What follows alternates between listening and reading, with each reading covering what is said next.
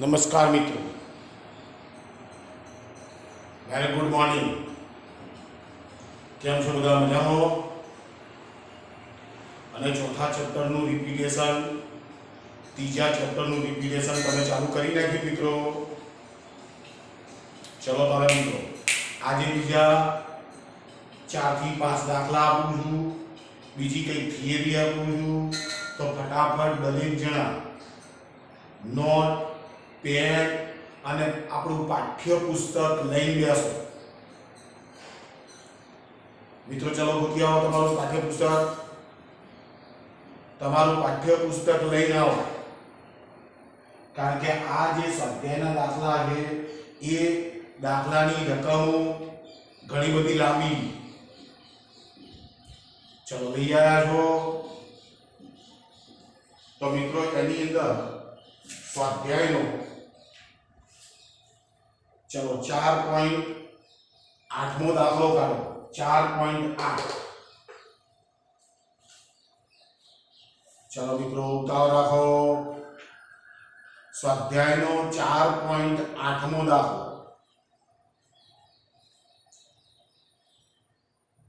चलो मित्रों लઈને બેઠા છો તમે ચોપડી? चलो मित्रों હું વાંચું છું, તમે પણ અંદર જો. 3 છોકરીઓ 200 મીટર ત્રિજ્યાવાળી વર્તુળાકાર રિંગમાં બરફની સપાટી પર સ્કેટિંગ કરી રહી છે. 200 મીટર ત્રિજ્યા વર્તુળાકાર રિંગ બરફની સપાટી પર સ્કેટિંગ કરી રહી છે. તે સપાટીની કિનારી પર बिंदु P थी स्केटिंग शुरू करे छे तथा P ना व्यासांत बिंदु Q पर जुदा जुदा पथों पर थईने आकृति में दर्शाव्या प्रमाणे पहुंचे छे. तो मित्रों मने चित्र नीचे दोरीने आपेलुं छे. दरेक छोकरीना स्थानांतर सदिशनुं मान केटलुं हशे? पहेलो प्रश्न आ. दरेक छोकरी एमां मने चित्र जे दोरीने आप्युं छे दोरूं छुं हुं. एमां 3 छोकरीओ छे, ए, बी अने सी. मित्रों ध्यान, दरेक छोकरीना स्थानांतर सदिशनुं मान केटलुं? कई छोकरी माटे तेनुं मान तेनी मूळ स्केटनी पथ लंबाई जेटलुं हशे? आवो प्रश्न पूछो. हाँ मित्रों मने आ वर्तुळाकार रिंग आपी जो. आ वर्तुळनुं केंद्र है बराबर. वर्तुळनी त्रिज्या मने आपी दीधी है 200 मीटर. हवे मानी लईए के अहींया आ स्केटिंग रिंग छे एना उपर હું અહીં ગાડી એના પરિઘ ઉપરથી બિંદુ વિચારો. બરાબર છે? तो मित्रों ध्यान थी अहींया एक क्यू बिंदु है એટલે એક છોકરી છે જેનું નામ છે બી. એ સ્કેટિંગ કરતી કરતી પી થી સીધા ક્યू બિંદુ પાસે જાય, જે વ્યાસાંત બિંદુઓ છે મિત્રો. ખાસ ધ્યાન રાખજો, વ્યાસાંત બિંદુઓ. ચાલો એટલે આ રહ્યું આપણું વર્તુળનું કેન્દ્ર છે. બીજી એક છોકરીનો ગતિપથ આવો કંઈક વાંકો ચૂકો બતાવેલો છે. आ छोकरी है ए, बीजी छोकरी एक सी है. ये सी छोकरी अहींयाथी आ गति मार्ग पर जई रही है. तो मित्रों मने प्रश्न पूछ्यो, आ 3 छोकरीओ पी परथी क्यू पर तो पहुंचे, पी परथी क्यू पर पहुंचे. आपणुं स्थानांतरनुं सूत्र, स्थानांतर इज इक्वल टू अंतिम स्थान ओछा प्रारंभिक स्थान. चलो मित्रों बराबर है. तो मित्रों अंतिम स्थान कयो? Q. प्रारंभिक स्थान कयो? P. तो मित्रों जो आ तो आपणो वर्तुळनो व्यास है એટલે अंतिम स्थान is equal to 2r Lakhu. अंतिम स्थान ઇઝ ઇક્વલ ટુ 2r અને પ્રારંભિક સ્થાન ઇઝ ઇક્વલ ટુ 0. જોથી તમે શરૂઆત કરી તો સ્થાનાંતર કેટલું થયું 2r ઇઝ ઇક્વલ ટુ 2 ગુણ્યા 200 ઇઝ ઇક્વલ ટુ 400 મીટર. ચલો મિત્રો ઓકે છે.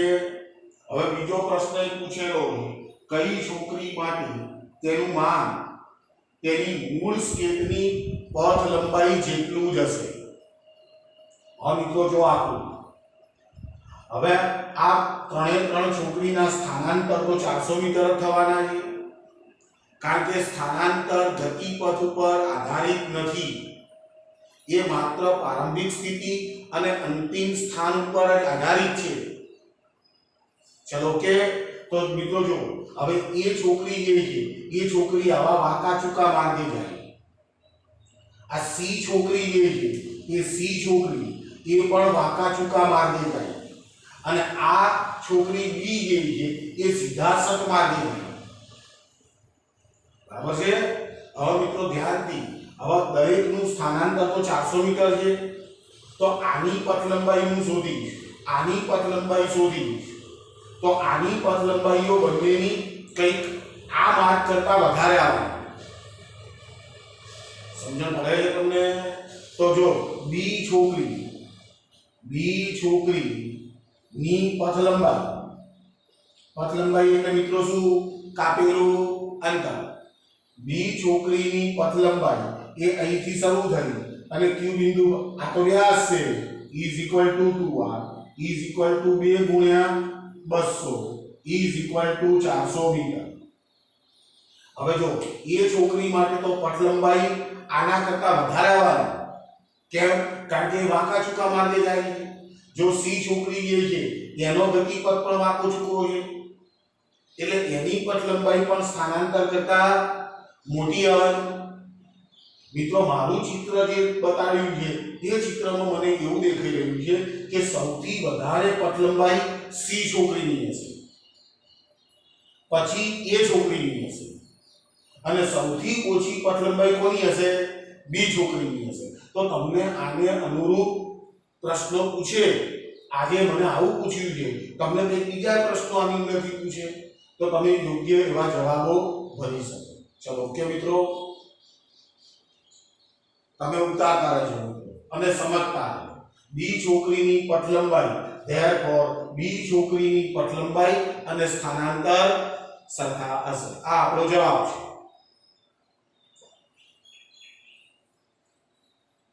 ચલો હવે 4.9 નો દાખલો.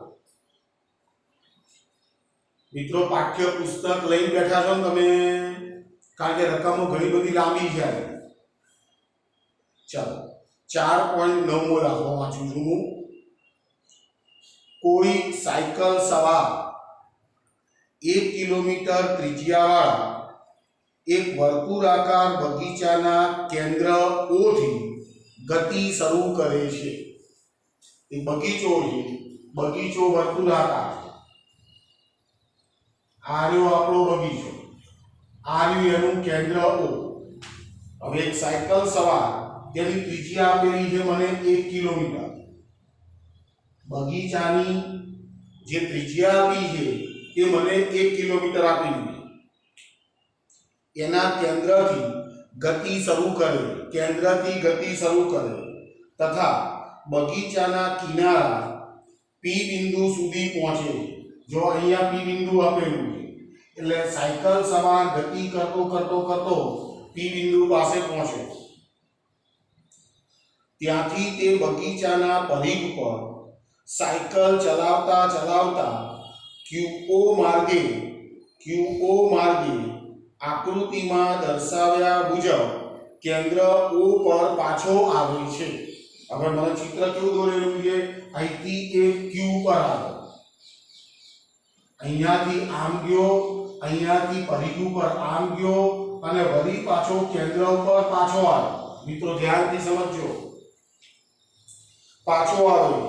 જો આ ચક્કર કાપવા માટે તેને 10 મિનિટ જેટલો સમય લાગતો હોય તો સાયકલ સવારનું નંબર 1 नंबर 1 ચોખ્ખું સ્થાનાંતર, नंबर 2 સરેરાશ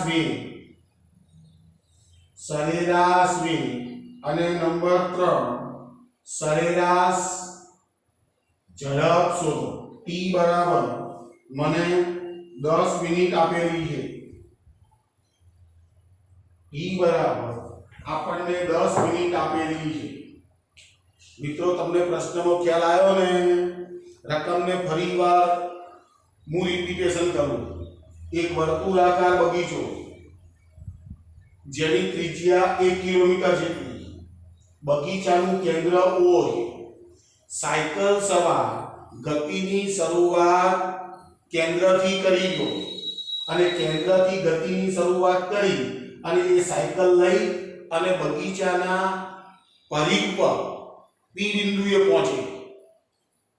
બરાબર છે? પછી પરિઘ ઉપર થઈ અને એ Q બિંદુ પાસે આવે છે અને Q બિંદુએથી વળી પાછો કેન્દ્ર પર પાછો આવી જાય. હવે મને પ્રશ્ન પૂછ્યો છે નંબર 1 ચોખ્ખું સ્થાનાંતર. તો પ્રારંભિક સ્થાન કયું? તો બગીચાનું કેન્દ્ર. અંતિમ સ્થાન કયું? તો પણ બગીચાનું કેન્દ્ર. તો પછી ચોખ્ખું સ્થાનાંતર ઇઝ ઇક્વલ ટુ 0. તો ચોખ્ખું સ્થાનાંતર ઇઝ ઇક્વલ ટુ 0 થાય. કારણ શું છે? કારણ કે અંતિમ સ્થાન અને પ્રારંભિક સ્થાન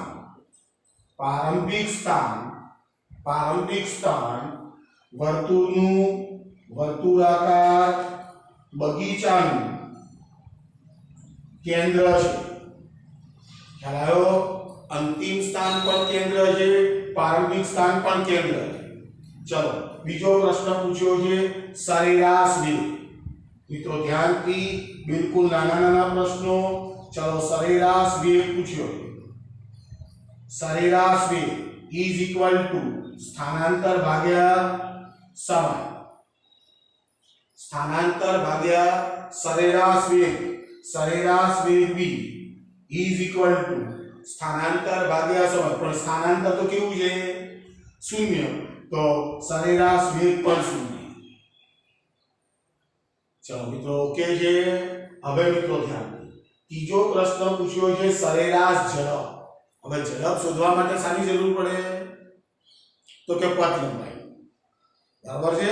તો મારે c પ્રશ્ન સોલ્વ કરવા માટે c સરેરાશ ઝડપ શોધવી છે. સરેરાશ ઝડપ. તો મિત્રો ધ્યાનથી જોજો, એના ગતિપથની ટોટલ લંબાઈ, એટલે અહીં ગાડી પહેલા પથ લંબાઈ શોધું છું. પથ લંબાઈ ઇઝ ઇક્વલ ટુ, મિત્રો ધ્યાનથી, પથ લંબાઈ એટલે પદાર્થે કાપેલું કુલ અંતર. હવે O થી P પર જવાનો એટલે 1 કિલોમીટર એ થઈ ગયા. 1 કિલોમીટર એ. હવે મિત્રો જો એ P થી Q પર જાય. હવે મિત્રો અહીં ગાડી કાટખૂણો બને છે એટલે મારે આ PQ ચાપની લંબાઈ માપવી પડે. PQ ચાપની લંબાઈ. હવે અહીં ગાડી કાટખૂણો બને છે એટલે આ વર્તુળના પરિઘનો ચોથો ભાગ થાય. મિત્રો સમજો, વર્તુળના પરિઘનો એ ચોથો ભાગ થવાનો. તો અહીંયા ઓળખું 2 પાઈ r ભાગ્યા 4. પરિઘનો ચોથો ભાગ થઈ ગયો. હવે જો એ Q થી કયો આવ્યો? O પર આવ્યો. Q થી એ O પર આવ્યો. હવે આ વર્તુળની ત્રિજ્યા છે એટલે +1. તો મિત્રો આની અંદર હવે જો ત્રિજ્યા મને 1 કિલોમીટર આપી દીધી છે, તો અહીંયા મૂકી દઉં ઇઝ ઇક્વલ ટુ 1 વત્તા a એટલે 2 વત્તા 2 પાઈ ઇન્ટુ 1/4. ત્રિજ્યાની કિંમત મૂકી દીધી એટલે અહીં ગાડી બગડો ઉડી જશે. એટલે ઇઝ ઇક્વલ ટુ 2 વત્તા π/2. ચલો કમ્પ્લીટ છે. તો મિત્રો ધ્યાનથી હવે પાઈની કિંમત મૂકવું. હવે પાઈની કિંમત તમે 3.14 મૂકી શકો અને 22/7 મૂકી શકો. તો ઇઝ ઇક્વલ ટુ 2 વત્તા 22/7 એટલે 7 દુ 14 થશે નીચે. તો 14 દુ 28 ઇઝ ઇક્વલ ટુ 28 વત્તા 22 ભાગ્યા 14 ઇઝ ઇક્વલ ટુ, ચલો 8 ને 2 10 ની પડીશું, બધી આવી 1 2 4 ને 1 5 50 ભાગ્યા 14 2 છે દૂરે તો ઇઝ ઇક્વલ ટુ 25 ભાગ્યા 7 કિલોમીટર. મિત્રો સમજો, આનું મૂળ સ્ટેપ છે આ, બરાબર છે. તો પથ લંબાઈ મારી પાસે આવી 25 ભાગ્યા 7 કિલોમીટર, કિલોમીટરમાં છે, બરાબર છે. તો મારે શું શોધવું છે? સરેરાશ ઝડપ. તો મિત્રો સરેરાશ ઝડપ ઇઝ ઇક્વલ ટુ કાપેલું કુલ અંતર અર્થાત પથ લંબાઈ અને ભાગ્યા તે માટે લાગતો સમય. તો મિત્રો કાપેલું કુલ અંતર ઇઝ ઇક્વલ ટુ 25 ભાગ્યા 7 અને ભાગ્યા, ચલો કેટલો સમય લાગે છે? 10 મિનિટ. તો મિત્રો મિનિટને કલાકમાં કન્વર્ટ કરો તો 60 મિનિટ બરાબર 1 કલાક થાય. તો 10 મિનિટ બરાબર કેટલા કલાક? તો t ની કિંમત આવશે 10 ગુણ્યા 1 ભાગ્યા 60, એટલે 10 ભાગ્યા 60 આવશે. તો સમય લખું છું 10 ભાગ્યા 60. ચલો 60 ને ઉપર લઈ લો અને 7 ને નીચે લઈ લો, ઇઝ ઇક્વલ ટુ 25 ગુણ્યા 60 ભાગ્યા 10 ગુણ્યા 7. તો મીંડું કેન્સલ થઈ ગયું, ઇઝ ઇક્વલ ટુ 25 6 150, 25 6 150 ભાગ્યા 7. ચલો મિત્રો, તો 150 ને આપણે 7 વડે ભાગી નાખીએ. 150 ને 7 વડે ભાગી નાખ્યા તો 21.43 ઇઝ ઇક્વલ ટુ 21.43. મિત્રો એકમ ખાસ ધ્યાન રાખજો, કાપેલું કુલ અંતર શેમાં છે? કિલોમીટરમાં. સમય સામો લાવ્યો છું, આયો કલાક છે, તો અહીં ઘડી એકમ આવશે કિલોમીટર પ્રતિ અવર. ચલો મિત્રો, કિલોમીટર પ્રતિ અવર. જે ભૌતિક રાશિના મિત્રો એકમો હોય તો તમારે એકમ અવશ્ય લખવો પડશે. એકલા આંકડાનું કોઈ મહત્વ નથી. તમે એકમ નહીં લખો એટલે તરત જ તમારો 3 ગુણનો દાખલો હશે તો અડધો માર્ક એમાંથી ઉડી જશે. અને આપણે બધી વસ્તુ સારી કરી હોય અને એ અડધો માર્ક આપણને કપાય એ ના પોસાય. ખાલી માત્ર એકમ લખવાનો રહી ગયો છે. હા, તમે મિનિટનો દાખલો રાખો તો ચાલે, કિલોમીટર પ્રતિ મિનિટ લખો ને તો પણ ચાલે. ખ્યાલ આવે છે તમને? તમે કિલોમીટરના મીટર કન્વર્ટ કરી નાખ્યા, આ સમયને તમે મિનિટની સેકન્ડ કરી નાખી અને તમે જવાબ લાયા મીટર પ્રતિ સેકન્ડમાં, તોય મિત્રો સાચું. ખ્યાલ આવે છે? એસઆઈ એકમ પદ્ધતિમાં કિલોમીટર કે કલાક જેવો કોઈ એકમ નથી. ધ્યાનથી સાંભળો. એટલે તમે મીટર પર સેકન્ડમાં લાવો તો પણ આ દાખલો ચાલે. ચલો ઓકે.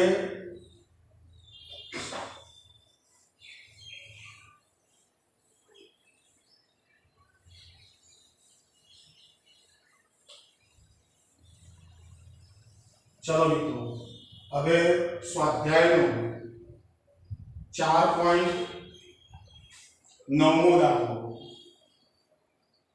4.9 મિત્રો ફરી યાદ કરાવું છું, પાઠ્યપુસ્તક લઈને બેસજો તો તમને મજા આવશે. 4.11 સોરી 4.9 ગણાયા ના, 4.11 જોજો. એક મુસાફર એક નવા શહેરમાં સ્ટેશન પર ઉતરીને ટેક્સી ભાડે કરે છે. સ્ટેશનથી સુરેખ રોડ પર તેની હોટલ 10 કિલોમીટર દૂર છે. સ્ટેશનથી એની હોટલ 10 કિલોમીટર દૂર છે. ટેક્સી ડ્રાઈવર મુસાફરને 23 કિલોમીટર લંબાઈના વાંકા ચૂકા માર્ગે 28 મિનિટમાં હોટલ પર પહોંચાડે છે. એ રોડ ઉપર કંઈક ડાયવર્જન કે ગમે તે હોય, પણ આ ટેક્સીનો ડ્રાઈવર જે છે એ ટેક્સીનો ડ્રાઈવર આ વ્યક્તિને 23 કિલોમીટર લંબાઈના વાંકા ચૂકા માર્ગે લઈ જઈ અને 28 મિનિટમાં હોટલ પર પહોંચાડે છે. મિત્રો ધ્યાનથી સાંભળજો, ખરેખર શું હતું? સ્ટેશનથી હોટલ વચ્ચેનું અંતર તો માત્ર 10 કિલોમીટર જ હતું. ખ્યાલ આવે છે? તો નંબર એ, ટેક્સીની સરેરાશ ઝડપ શોધો. નંબર એ, ટેક્સીની સરેરાશ ઝડપ શોધવાની છે. અને નંબર બી, સરેરાશ વેગ.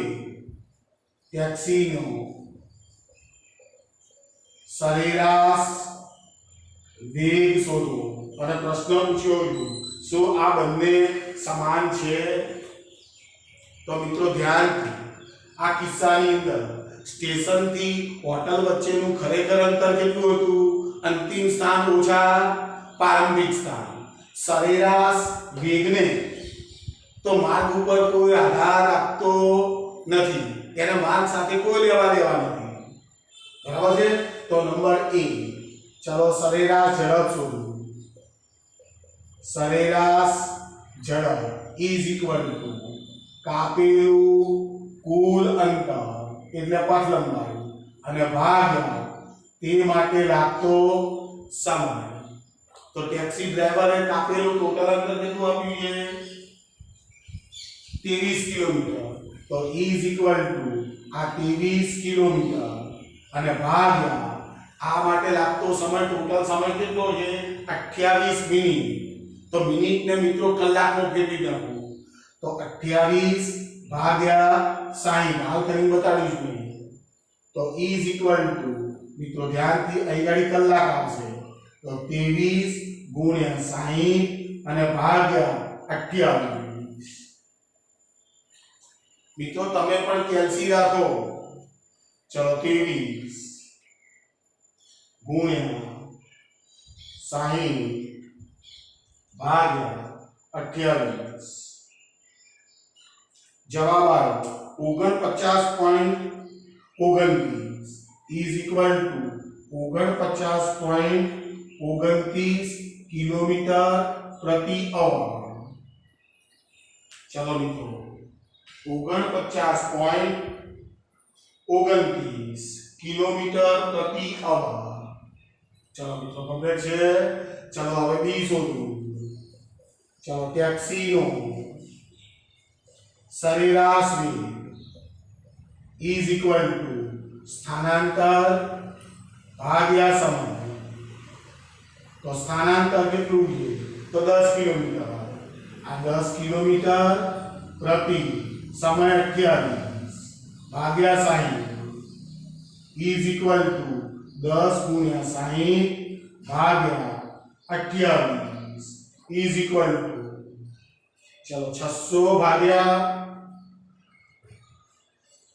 28 21.43 ઇઝ ઇક્વલ ટુ 21.43 કિલોમીટર પ્રતિ અવર. મિત્રો પ્રશ્ન પૂછ્યો છે શું સરેરાશ ઝડપ અને સરેરાશ વેગ સરખા છે? જવાબ છે ના. ક્યારે સરખા હોય? વિચાર કરજો મિત્રો, ક્યારે સરખા હોય? કે જ્યારે પથ લંબાઈ અને સ્થાનાંતરના મૂલ્યો સરખા હોય તો સરેરાશ ઝડપ અને સરેરાશ વેગના મૂલ્યો એક સરખા આવે, એ સિવાય ના આવે. ચલો મિત્રો ઉતારી લો તારે.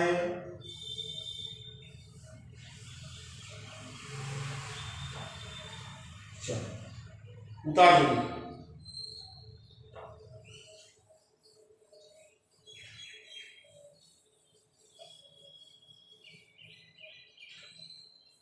ચલો હવે 4 સ્વાધ્યાયનો 4.13મો દાખલો લઈ રહ્યો છું.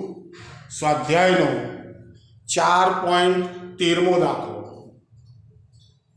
બહુ સરસ દાખલો, વારંવાર પરીક્ષામાં પૂછાતો દાખલો છે મિત્રો. એક વ્યક્તિ સ્થિર પાણીમાં એક વ્યક્તિ સ્થિર પાણીમાં 4 કિલોમીટર પ્રતિ અવરની ઝડપથી તરી શકે છે. સ્વિમર આપ્યો સ્વિમર. એક વ્યક્તિ સ્થિર પાણીમાં 4 કિલોમીટર પ્રતિ અવરની ઝડપથી તરી શકે છે. નદીનું પાણી 3 કિલોમીટર પ્રતિ અવરની અચળ ઝડપથી વહી રહ્યું છે. મિત્રો નદીનું પાણી તો વહેતું હોય તો એનું પાણી જે છે એ 3 કિલોમીટર પ્રતિ અવરની ઝડપથી વહી રહ્યું છે અને વ્યક્તિ આ વહેણને લંબરૂપે તરવાનો પ્રયત્ન કરતી હોય તો લંબરૂપે વહે છે. અરે સ્વિમર જે છે એ લંબરૂપે સ્વિમિંગ કરે છે. તો જ્યારે તે નદીના બીજા કિનારે પહોંચે તો નદીના વહેણ તરફ કેટલે દૂર પહોંચશે? ખ્યાલ આવ્યો તમને? નદીની પહોળાઈ 1 કિલોમીટર હોય. હવે મિત્રો ધ્યાન, માની લઈએ કે આ નદીનો પાટ છે. માની લઈએ કે આ નદીનો પાટ છે. પટ એટલે પહોળાઈ, બરાબર છે.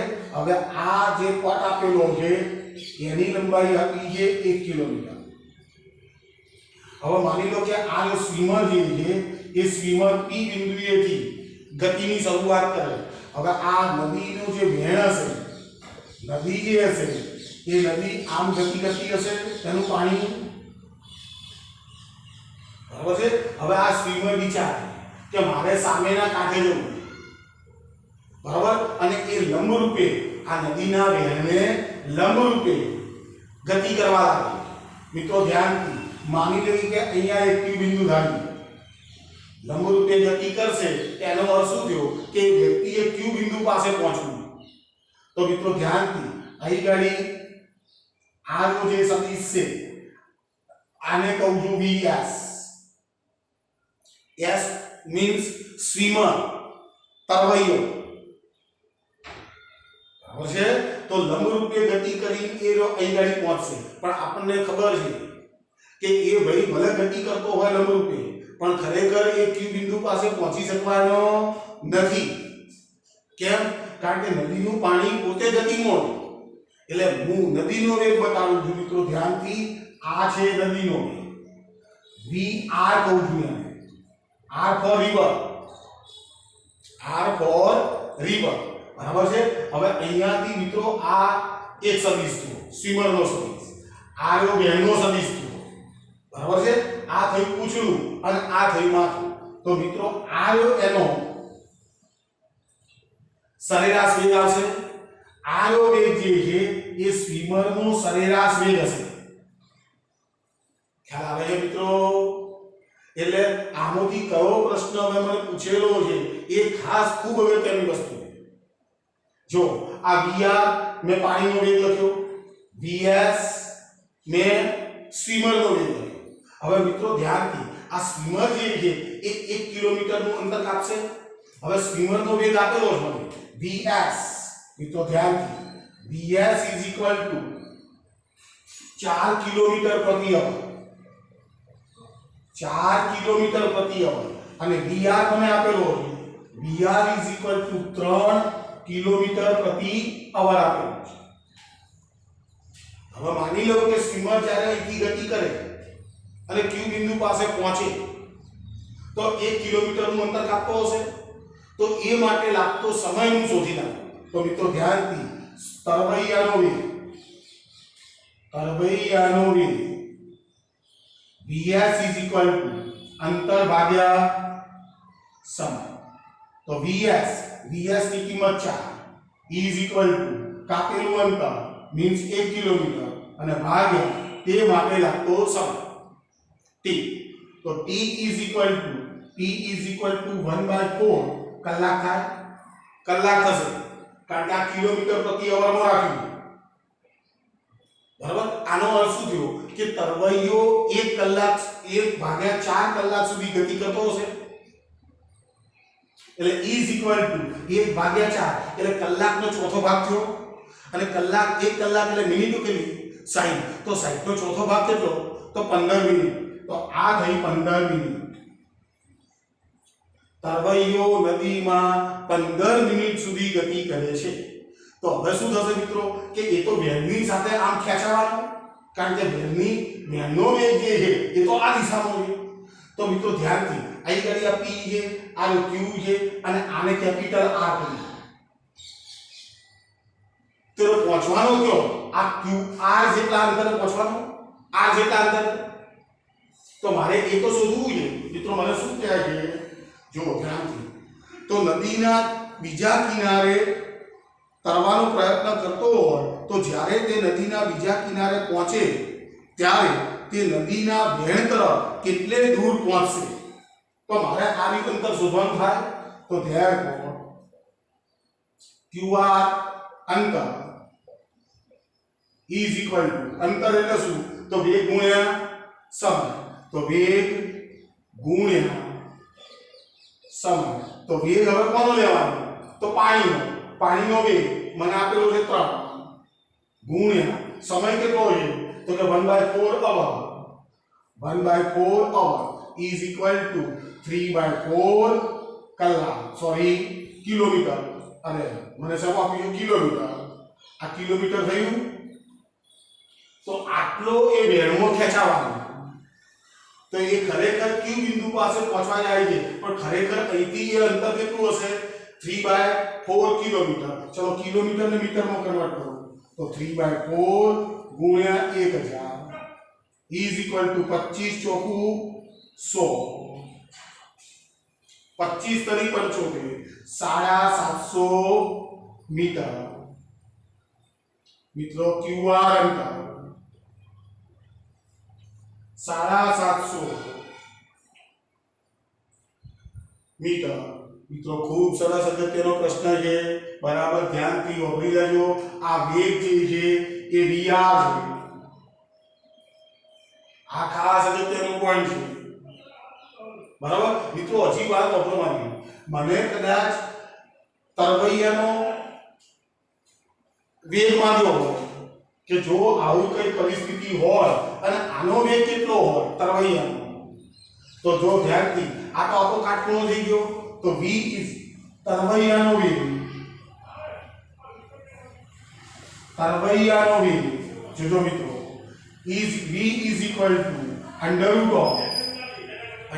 of vs નો સ્ક્વેર પ્લસ vr નો સ્ક્વેર. આ તરવૈયાનો ખરેખર વેગ છે. તો વેગ v is equal to √ of vs એટલે 4 નો વર્ગ 16 વત્તા vr એટલે 9. તો v is equal to √ of 25.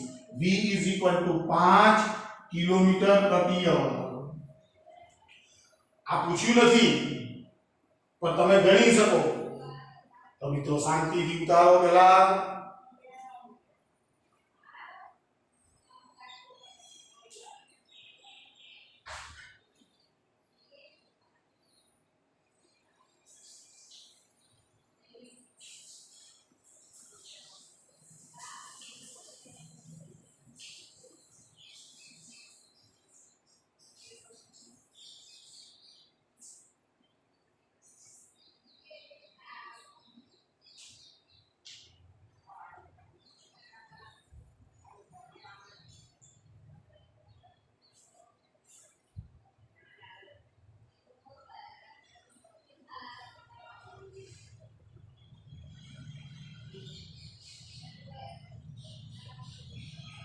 ચલો જો આ મિત્રો તરવૈયાનો વેગ આવ્યો, સાચો વેગ. બરાબર. હવે કદાચ મને એવો પ્રશ્ન પૂછે કે તરવૈયાએ કાપેલું ખરેખર અંતર કેટલું હશે. જો એ તો અહીં જવા માંગતો હતો પણ આટલે પહોંચ્યો. સાંભળો જરા. એ જો આ અંતર અહીંયાથી આયુ અંતર આવ્યા, પણ મને અહીંયા તમને જોઈ શકો છો કે ભાઈ આયુ લઘુત્તમ અંતર હશે.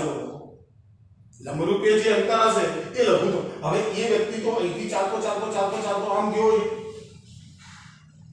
ખ્યાલ આવે છે.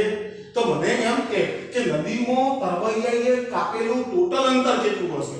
તો મિત્રો ધ્યાનથી વળી પાછો કાટકોણ ત્રિકોણ તૈયાર છે આપણી પાસે. तो मित्रों ध्यान दीजो, कापेलू अंतर कुल अंतर शोधવું હોય તો તરવૈયાએ કાપેલું કુલ અંતર પીઆર પીઆર આ ટોટલ અંતર પીઆર આગળ કર્ણ is equal to under root of જો પીક્યુ નો સ્ક્વેર પ્લસ ક્યુઆર નો સ્ક્વેર ખ્યાલ આવ્યો તો પીક્યુ પીક્યુ પીક્યુ એટલે 1 કિલોમીટર પીક્યુ એટલે 1 કિલોમીટર તો ઇઝ ઇક્વલ ટુ ચલો પીક્યુ એટલે 1 કિલોમીટર વત્તા ક્યુઆર ક્યુઆર એટલે 3 ભાગ્યા 4 કિલોમીટર એટલે એનો સ્ક્વેર કરવાનો ને એટલે 9 ભાગ્યા 16 ઓકે તો ઇઝ ઇક્વલ ટુ આ તો 1 જ રહેવાનો is equal to under root of 1 plus 9 ભાગ્યા 16 चलो 16 लसा ले लो 16 लसा ले लो 16 ने 9 25 25 भाग्या 16 is equal to under root of 25 भाग्या 16 इज इक्वल टू 5 भाग्या 4 શું છે કરવૈયાએ કાપેલું કુલ અંતર કિલોમીટર આ કિલોમીટરમાં જ મિત્રો હવે મીટરમાં કન્વર્ટ કરું તો pr ઇઝ ઇક્વલ ટુ 9 ભાગ 4 ભાગ 5 ભાગ્યા 4 ગુણ્યા 1000 is equal to 5000 Bhagya 4 is equal to चलो 5000 में मु 4 वडे भागी ना 1250 is equal to 1250 मीटर मित्रों ध्यान थी खूब अगत्यनो प्रश्न कहूं छू એટલે ખાલી માત્ર આ નદી વાળો દાખલો છે સ્વિમર વાળો દાખલો છે છેલ્લે સુધી વાંચજો અંદર શું પૂછેલું છે એ ખૂબ અગત્યની મેટર બરાબર છે કદાચ આ પણ પૂછે કદાચ આ પણ પૂછે અને તમને ચોપડીમાં જે આપેલું છે એ પણ પૂછે તો આપણને કોઈ વાંધો આવે નહીં ચલો બીજી બે વાતો જ્યાં પ્રકરણ 3 તમે મિત્રો સાપેક્ષ વેગ જાણો જ્યારે આપેલા બંને પદાર્થો ગતિ કરતા હોય ત્યારે એવા કોયડાઓને સોલ્વ કરવા માટે આપણે સાપેક્ષ વેગ નો સહારો લઈએ તો મિત્રો પ્રકરણ નંબર 3 અને પ્રકરણ નંબર 4 પ્રકરણ 3 ની અંદર બધી ફોર્મ્યુલાઓ સદિશ ફોર્મ્યુલાઓ નથી પ્રકરણ 4 માં બધી સદિશ ફોર્મ્યુલા પણ મિત્રો નિયમ તો એના એ જ દાખલા તરીકે મારે આવું લખવું હોય VAB તો મિત્રો હવે આ સદિશ છે બરાબર છે તો E = આપણે સૂત્ર લખતા હતા VA - VB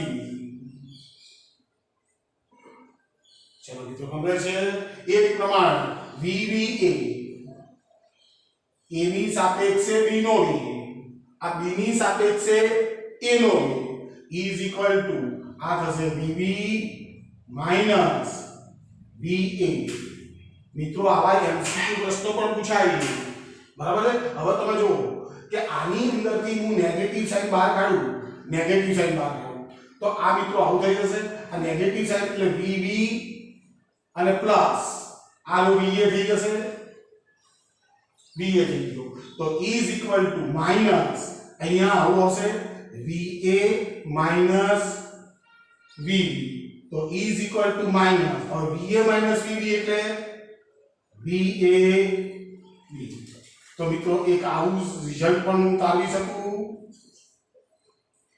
મિત્રો આ સાપેક્ષ વેગની જે વાતો છે બરાબર ધ્યાનથી સાંભળી લેજો આ જે સૂત્રો છે એ માત્ર વ્યવહારિક વેગો માટે જ છે ખૂબ મોટા વેગો માટે તમે વાપરી શકતા નથી આ વ્યવહારિક સૂત્રો છે ચલો ઓકે તો એક મિત્રો આ તમે તમારા ચોપડામાં ઉતારી લો જો કે ત્રીજા ચેપ્ટરમાં આપણે લખાયેલું જ છે આના દાખલા પણ ગણેલા છે પણ છતાં કેટલીક વખત તમને સદિશ ફોર્મ્યુલામાં પણ આની જરૂર પડશે એટલે એક આ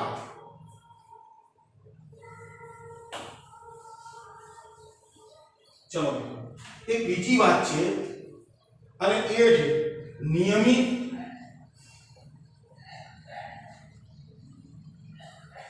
વર્તુળાકાર ગતિ. મિત્રો આના માત્ર સૂત્રો તૈયાર કરવાનું, ધ્યાનથી સાંભળજો. પણ પહેલા જાણી લો કે નિયમિત વર્તુળાકાર ગતિ કોને કહેવાય. જ્યારે કોઈ પદાર્થ વર્તુળાકાર ગતિપથ ઉપર અચળ ઝડપથી ગતિ કરતો હોય તો પદાર્થની આવી ગતિને નિયમિત વર્તુળાકાર ગતિ કહેવાય. મિત્રો ધ્યાનથી હું ડેફિનેશન લખું છું. જ્યારે કોઈ પદાર્થ વર્તુળાકાર ગતિ પથ પર નિયમિત ઝડપથી, મિત્રો આ શબ્દ ખૂબ અગત્યનો છે, નિયમિત ઝડપથી ગતિ કરે તો તેવી ગતિને નિયમિત વર્તુળાકાર ગતિ કહે છે. મિત્રો વ્યાખ્યા ખૂબ સ્પષ્ટ લખી છે. જ્યારે કોઈ પદાર્થ વર્તુળાકાર ગતિપથ પર નિયમિત ઝડપથી, વેગથી નહીં, નિયમિત ઝડપથી, એની ઝડપ કેવી રહે? અચળની અચળ. કારણ કે વેગ સદિશ રાશિ છે. મિત્રો ધ્યાનથી, જો હું નિયમિત વર્તુળાકાર ગતિપથ દોરું તો આપણો વર્તુળાકાર ગતિપથ આવો હોય. માની લો કે આ રહ્યું એનું કેન્દ્ર, આ એનું કેન્દ્ર. માની લો કે એની વર્તુળાકાર ગતિપથની ત્રિજ્યા આ જેટલી.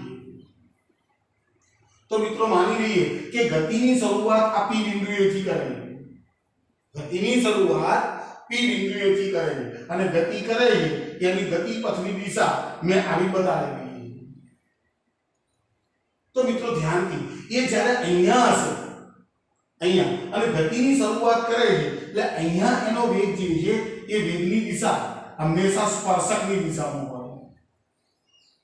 મિત્રો ધ્યાનથી, હવે એ અહીંયા આવશે તો એના ગતિના વેગની દિશા સ્પર્શક રૂપે આમ હશે.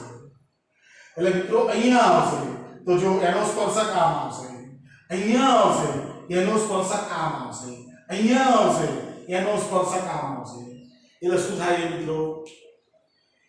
એની દિશા બદલાય તો તમે વેગ શબ્દ વાપરી શકતા નથી. હા, v નું મૂલ્ય, ઝડપનું મૂલ્ય કેવું રહે છે? અચળનું અચળ. 10 10 10 10, 15 હોય તો 15 15 15, 20 હોય તો 20. દાખલા તરીકે આપણા ઘડિયાળના કાકા જે ગતિ કરે છે એ નિયમિત વર્તુળાકાર ગતિ, નિયમિત પંખાના પાંખિયા જે ગતિ કરે છે એનો કોઈ એક કણ વિચારો તમે પાંખિયા ઉપરનો, તો એ નિયમિત વર્તુળાકાર ગતિ કરે. કારણ કે એની ઝડપ કેવી રહેશે? અચળ, પણ દિશાઓ બદલાશે. અને મિત્રો ધ્યાનથી, જ્યારે વેગની દિશા બદલાતી હોય તો મિત્રો ધ્યાનથી આ પ્રવેગી ગતિ કહેવાય. મિત્રો ધ્યાનથી, ખૂબ અગત્યનો હેતુલક્ષી પ્રશ્ન છે. આ પ્રવેગી ગતિ છે કારણ કે દિશા બદલાય છે. આપણે ભૂતકાળમાં લખ્યું છે, જો વેગનું મૂલ્ય માત્ર બદલાતું હોય, એની દિશા બદલાતી હોય અથવા બંને બદલાતા હોય તો એવી ગતિઓ કેવી કહેવાય? પ્રવેગી ગતિ કહેવાય. હવે મિત્રો તમારે આટલું યાદ રાખવાનું, જ્યારે આ પણ નિયમિત વર્તુળાકાર ગતિપથ ઉપર ગતિ કરે ત્યારે એ કણને કેન્દ્રગામી બળની જરૂર પડે, એટલે એને કેન્દ્રગામી પ્રવેગ કહેવાય. મિત્રો ખાસ ધ્યાન રાખજો, કેન્દ્રગામી પ્રવેગ. અને કેન્દ્રગામી પ્રવેગ જે છે એની દિશા જે છે એ હંમેશા કેન્દ્ર તરફ હોય. કેન્દ્રગામી પ્રવેગને હું એસી વડે દર્શાવું છું. ધ્યાનથી બરોબર, કોઈ પણ પદાર્થ જ્યારે નિયમિત વર્તુળાકાર ગતિ કરતો હોય તો એને કેન્દ્રગામી પ્રવેગ હોય.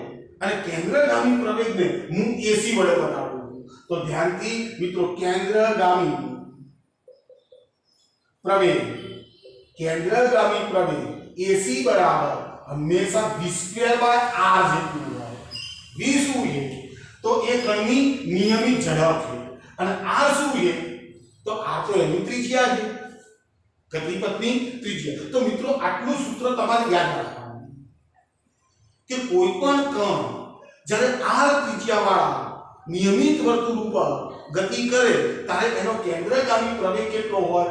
ac બરાબર v²/r જેટલો. હવે મિત્રો આપણે જાણીએ છીએ F બરાબર m ન્યૂટનનો ગતિનો બીજો નિયમ. તો મિત્રો આ પ્રવેગ જે છે એ આનો મૂકી દો. આયો કેન્દ્રગામી પ્રવેગ છે. તો મિત્રો આ પ્રવેગ આનો મૂકી દો તો therefore કેન્દ્રગામી બળ F is equal to mv²/r. મિત્રો એક આ સૂત્ર તમારે તૈયાર કરવાનું છે, એક બીજું સૂત્ર તમારે આ તૈયાર કરવાનું છે. આ છે કેન્દ્રગામી બળ mv²/r. m શું છે? કણનું દળ. v શું છે? તેની નિયમિત ઝડપ. r શું છે? ગતિપથની ત્રિજ્યા. ચલો મિત્રો ઓકે છે. હવે એક સ્ટેપ આગળ વધીએ. હવે સાંભળો, આ કણ જ્યારે નિયમિત વર્તુળાકાર ગતિ કરે છે p ઉપરથી ગતિની શરૂઆત થાય. ઓકે, હવે મિત્રો ધ્યાનથી બરોબર સાંભળો કે મારે આ કણની રેખીય ઝડપ શોધવી. રેખીય ઝડપ, આ જે v છે એની રેખીય ઝડપ શોધવી છે. તો રેખીય ઝડપ મિત્રો ધ્યાનથી સમજજો. હવે તો રેખીય ઝડપ ઇઝ ઇક્વલ ટુ, હવે ઝડપ શોધવી છે એટલે કણે કાપેલું કુલ અંતર. તો મિત્રો હું વિચારું છું કે માની લો કે આ p કણ ગતિ કરતો આમ ગતિ કરી અને ફરી પાછો p પર પાછો આવે. વર્તુળાકાર ગતિપથ ઉપર ગતિ કરતો કણ ફરી પાછો એ બિંદુ પાસે પાછો આવે. તો આ કણે કાપેલું અંતર કેટલું હશે? પરિઘ જેટલું હશે. ખ્યાલ રાખો, પરિઘ જેટલું હશે. તો પરિઘ જેટલું હોય તો મિત્રો ધ્યાનથી કાપેલું કુલ અંતર પરિઘ ભાગ્યા અને એક પરિભ્રમણ માટે લાગતો સમય મીન્સ આવર્તકાળ. તો મિત્રો રેખીય ઝડપ v ઇઝ ઇક્વલ ટુ, આપણી પાસે આવું સૂત્ર બનશે.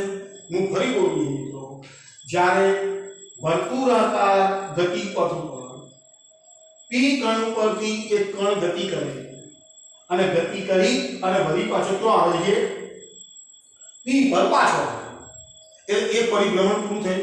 તો એક પરિભ્રમણ માટે લાગતો સમય કેટલો હોય? તો કે આવર્તકાળ જેટલો. તો મેં શું લખ્યું? રેખીય ઝડપ બરાબર કાપેલું કુલ અંતર મીન્સ પરિઘ અને તે માટે લાગતો સમય મીન્સ આવર્તકાળ. ચલો મિત્રો ઓકે. એક બીજી વાત મિત્રો ધ્યાનથી બરોબર મિત્રો આ સૂત્રો ઉતારજો. હવે મિત્રો ધ્યાનથી સાંભળજો.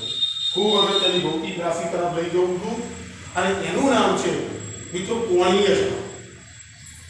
કોણીય ઝડપ મિત્રો ધ્યાનથી, કોણીય ઝડપનો સંકેત છે ઓમેગા. મિત્રો ધ્યાનથી, કોણીય ઝડપનો સંકેત છે ઓમેગા. w નહીં, ઓમેગા. આને ઓમેગા કહેવાય.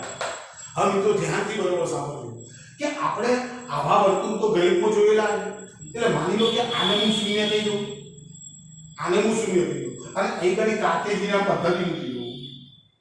તો આપણે આ શૂન્ય લખીએ છીએ, અહીંયા π/2 લખીએ છીએ, અહીંયા π લખીએ છીએ, અહીંયા 3π/2 લખીએ છીએ અને અહીંયા 2π લખીએ.